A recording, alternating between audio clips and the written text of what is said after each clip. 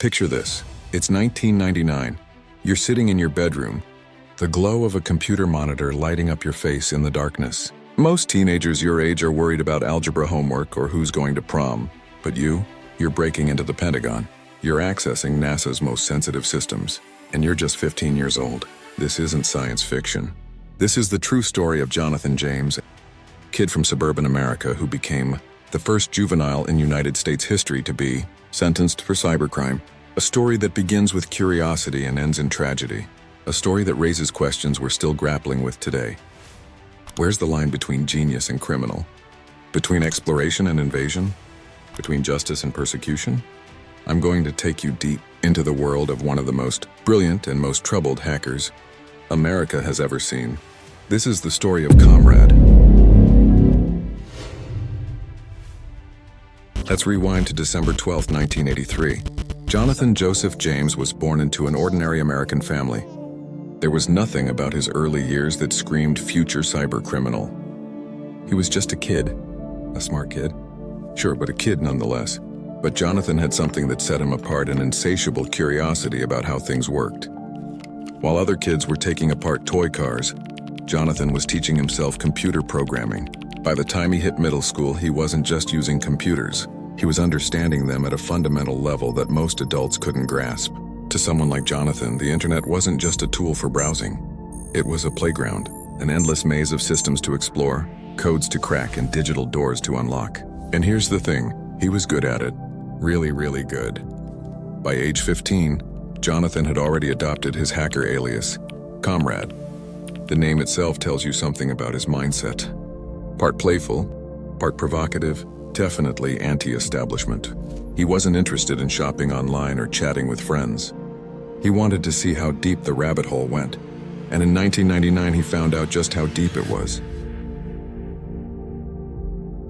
In 1999, Jonathan James set his sights on two targets that would change his life forever: NASA and the United States Department of Defense. We're not talking about hacking into his school's computer to change grades. We're talking about breaching the most secure government systems in the world. His first major target was the Defense Threat Reduction Agency, the DTRA. Now, if you're not familiar with the DTRA, let me break it down. This is a Department of Defense unit responsible for monitoring and reducing threats to the United States. Nuclear threats, chemical threats, biological threats.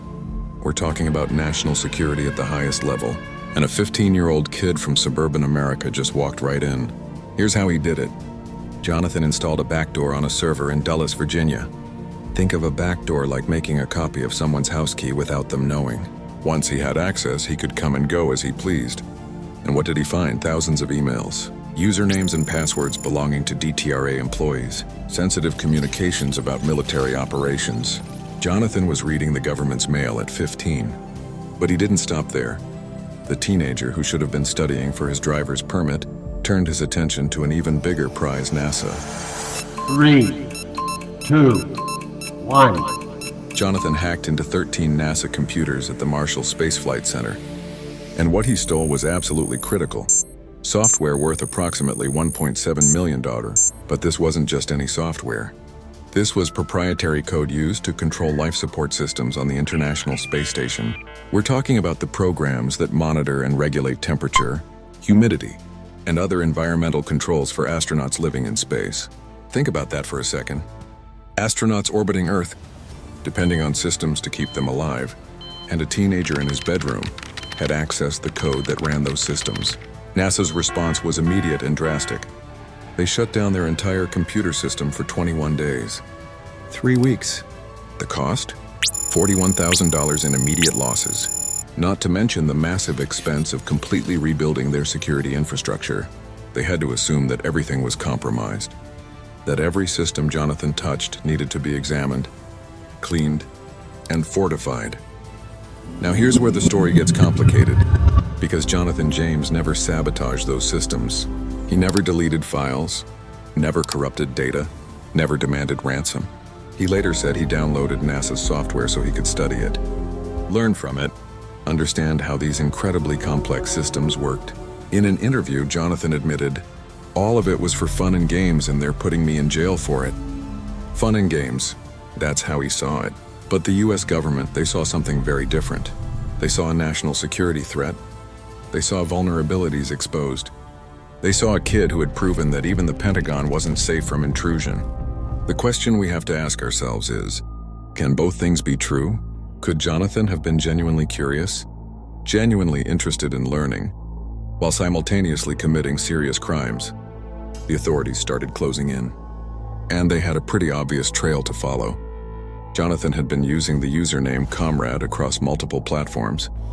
For all his technical brilliance, he hadn't been particularly careful about hiding his identity.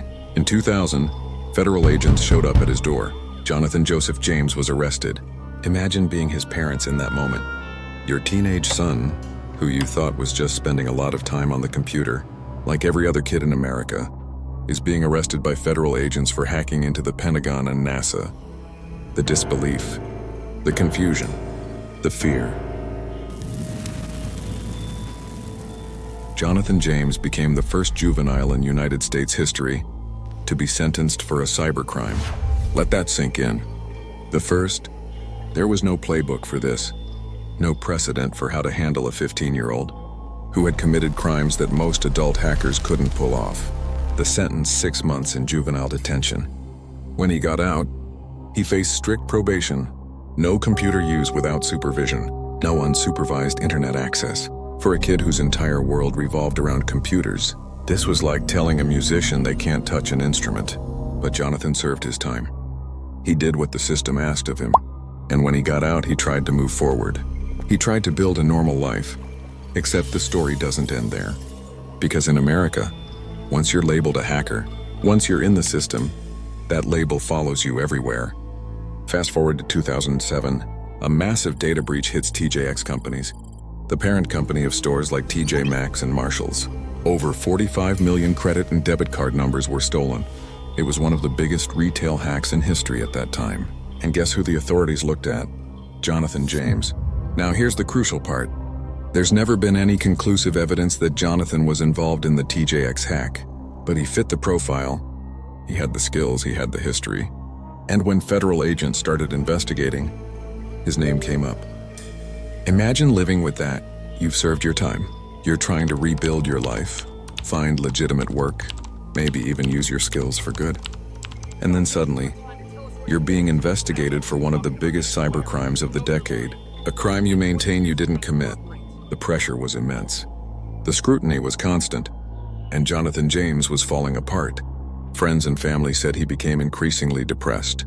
The legal system that had already punished him once was coming for him again. He felt trapped, targeted, persecuted. In his mind, it didn't matter what the truth was. He was the convenient suspect. The kid who'd already proven he could hack major systems. He told people he was afraid. Afraid of going back to jail. Afraid of being convicted for something he didn't do.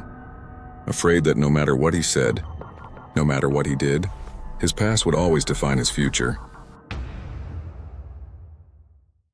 On May 18, 2008, Jonathan Joseph James took his own life. He was 24 years old. He left behind a suicide note. And what he wrote is absolutely heartbreaking. He expressed his despair about the legal pressure he was facing. He talked about the injustice of being blamed for crimes he insisted he didn't commit. He wrote about feeling like he had no way out, no path forward, no future that wasn't defined by his past. This is the part of the story that should make all of us uncomfortable. Because whatever Jonathan did, whatever laws he broke as a teenager, does that justify what happened to him? Does a 15-year-old's curiosity, even criminal curiosity, deserve a lifetime of suspicion and persecution? Think about the decisions you made at 15. Think about the mistakes, the poor judgment, the things you did without fully understanding the consequences. Now imagine those mistakes following you forever. Imagine them defining every opportunity, every relationship, every moment of your adult life. Jonathan's parents were devastated. They'd watched their brilliant son get caught up in the justice system, serve his time, try to move on, and then get dragged back into the spotlight for something he claimed he didn't do. And they couldn't protect him. They couldn't fix it. The tragedy of Jonathan James isn't just about a young man who took his own life. It's about a system that didn't know how to handle juvenile cybercrime. It's about the permanent consequences of teenage mistakes. It's about mental health in the face of legal pressure. It's about how we treat people who are different, who are brilliant, who don't fit into conventional boxes. Jonathan Joseph James Comrade died at 24 years old. He never got to see how the world of ethical hacking evolved. He never got to use his incredible talents in a legitimate career. He never got a second chance to show that he was more than the worst thing he did as a teenager. His story asks us to think carefully about justice, about redemption, about how we treat young people who make serious mistakes. It asks us to consider whether our legal system is designed for rehabilitation or just punishment. And it reminds us that behind every headline, every case number, every cybercriminal, there's a human being with hopes, fears, dreams, and struggles. Jonathan James hacked the Pentagon at 15. That's the fact that made headlines. But the real story is so much more complicated, so much more human, and so much more tragic than any headline could ever capture.